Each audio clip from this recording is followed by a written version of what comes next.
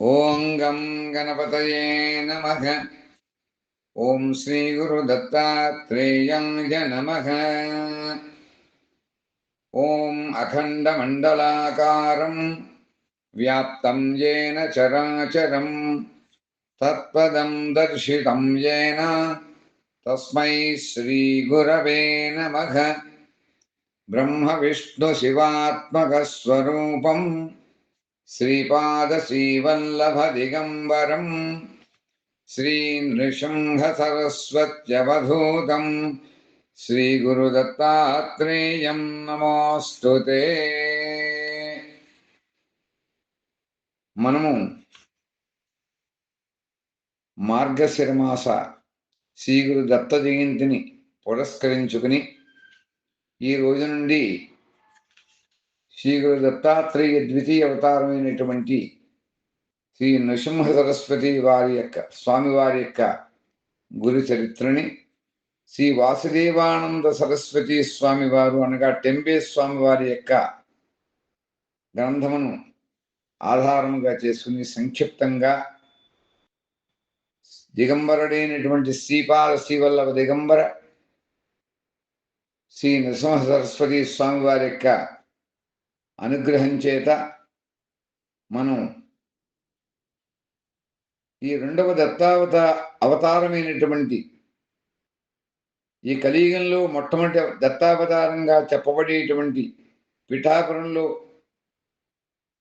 అవతరించినటువంటి శ్రీపాద శ్రీవల్లభ స్వామి వారి మరియు రెండవ దత్తావతారమైనటువంటి శ్రీగురుడుగా పిలువబడేటువంటి శ్రీ నృసింహ సరస్వతి స్వామి వారి యొక్క దివ్య చరిత్రని శ్రీ వాసుదేవానంద సరస్వతి స్వామి వారి యొక్క గ్రంథాన్ని ఆధారంగా చేసుకుని మనం నిత్యం చెప్పుకోవడానికి ఆ భగవంతుడి యొక్క గురువు యొక్క అనుగ్రహం మనకు కలిగింది అని చెప్పడానికి నేను ఎంతో ఆనందిస్తున్నాను. మా శివకామేశ్వరి దివ్యధామంలో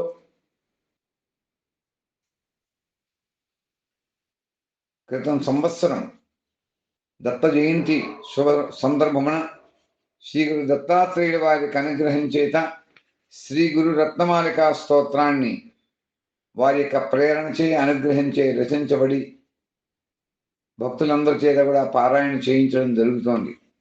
ఈ సంవత్సరం శ్రీ గురువుల యొక్క అనుగ్రహం చేత వారి యొక్క ప్రేరణ చేత ఈ యొక్క నరసింహ సరస్వతి స్వామి వారి యొక్క గురు చరిత్రని అందరికీ కూడా తెలియజేయాలనేటువంటి సత్సంకల్పంతో ఈ రోజు నుంచి ఈ గురుచరిత్ర కథాసారం ప్రారంభం చేస్తున్న అందరూ కూడా భక్తి శ్రద్ధలతో వినాలని ఆ శ్రీ గురువుల యొక్క అనుగ్రహాన్ని పొందాలని కోరుకుంటున్నాం. ఈ రోజున మనం ప్రథమ అధ్యాయాన్ని ప్రారంభం చేస్తున్నాం. వక్రతుండ మహాకాయ కోటి సూర్య సమప్రభ నిర్విఘ్నం కురు మే దేవ సర్వకార్యేషు సంవద. ఓ విఘ్నేశ్వర, సకల విఘ్నాలు తొలగించి ఈ శ్రీ గురుచరిత్ర కథాసార పారాయణ నిర్విఘ్నంగా కొనసాగాలగా చేయమని ప్రార్థిస్తున్నాను. ఓ తల్లి సరస్వతీదేవి, నా మేధస్సును ప్రకాశింపజేసి మహాత్ముల యొక్క బోధలు నాకు అవగతం అయ్యేలా చేయమని నిన్ను ప్రార్థిస్తున్నాను. సృష్టి ఉత్పత్తి స్థితికారకులైనటువంటి బ్రహ్మ విష్ణు మహేశ్వరులారా, మీకు అనంత ప్రణామములు. ఆ త్రిమూర్తులే దత్తాత్రేయ గురు రూపాన్ని ధరించి అవతరించారు.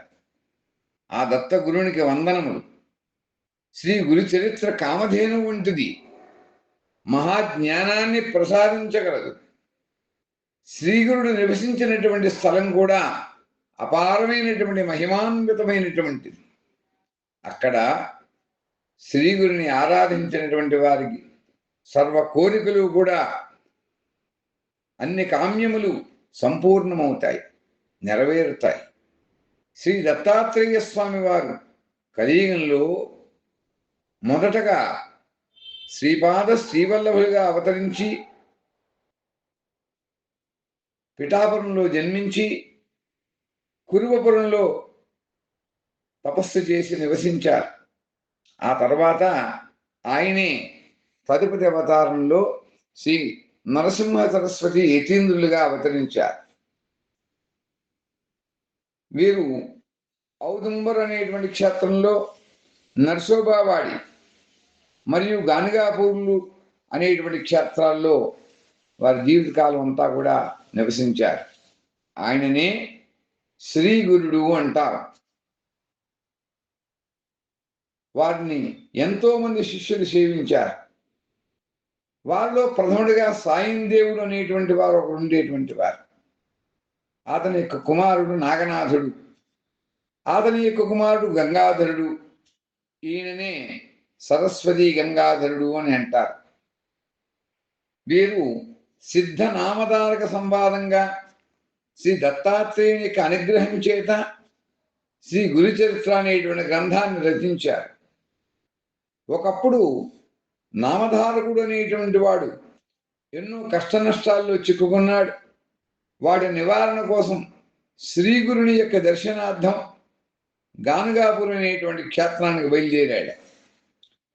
శ్రీగురుని యొక్క అనుగ్రహం కోసం ఈ విధంగా ప్రార్థన చేస్తున్నారు. శ్రీ గురుదేవ, నా వంటి పాపి లేడు, కానీ మీ వంటి పాపహారకుడు కూడా లేడు.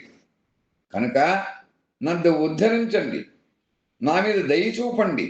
దయా సముద్రులైనటువంటి మీరే నన్ను అనుగ్రహించకపోతే ఇంకా నాకు దిక్కెవరు? నా దోషాలను క్షమించి మీరు నన్ను దయ చూడాలి. మీరే నాకు దిక్కు, మిమ్మల్ని నేను సర్వస్వ శరణాగతి పొందుతున్నాను అని ప్రార్థించాడు. ప్రార్థించి అలిసిపోయి పడుకున్నటువంటి అతనికి కరుణామూర్తి అయినటువంటి ఒక యోగీశ్వరుడు స్వప్నంలో దర్శనమిచ్చారు. అప్పుడు నామధారకుడు ఆనంద ఆశ్రువులతో ఆయన యొక్క పాదాలను అభిషేకించాడు.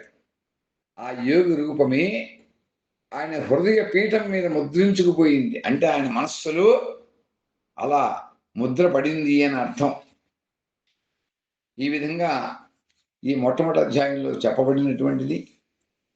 ఆ గురువుని మనం ఎంత ప్రార్థన చేస్తే ఆ గురువు యొక్క అనుగ్రహం మనకు కలుగుతుందని చెప్పడానికి ఈ నామధారు యొక్క చరిత్రను ఆధారంగా మనం తెలుసుకోవాలి.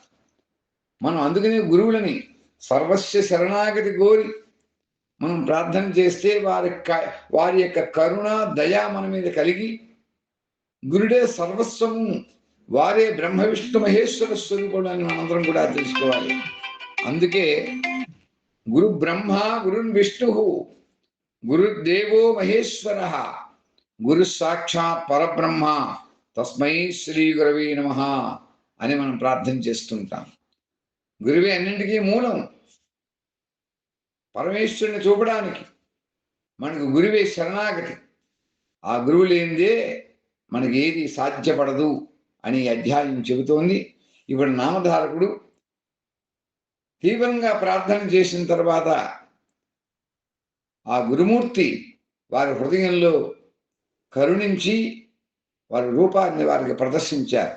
మనం కూడా ఇదే మాదిరిగా ప్రార్థన చేసుకుని గురువులను వారి శరణాగతితో మనకి కలియుగంలో సరైనటువంటి గురువుని మార్గదర్శకంగా తీసుకోవడానికి దత్తాత్రేయులు వారిని ప్రార్థన చేసినట్లయితే మనకు కావలసిన గురువుని అనుగ్రహిస్తారు అని ఈ అధ్యాయం యొక్క నీతి చెబుతూ ఉంది అని చెబుతూ స్వస్తి ప్రజాభ్య పరిపాలయంతాం న్యాయేన మార్గేణ మహిం మహీషా గోబ్రాహ్మణేభ్యః శుభమస్తు నిత్యం లోకాః సమస్తా సుఖినో భవంతు. ఓం దత్తాత్రేయాయ విద్మహే అత్రిపుత్రాయ ధీమహి తన్నో దత్తః ప్రచోదయాత్. ఓం స్వస్తి ఓం స్వస్తి ఓం స్వస్తి.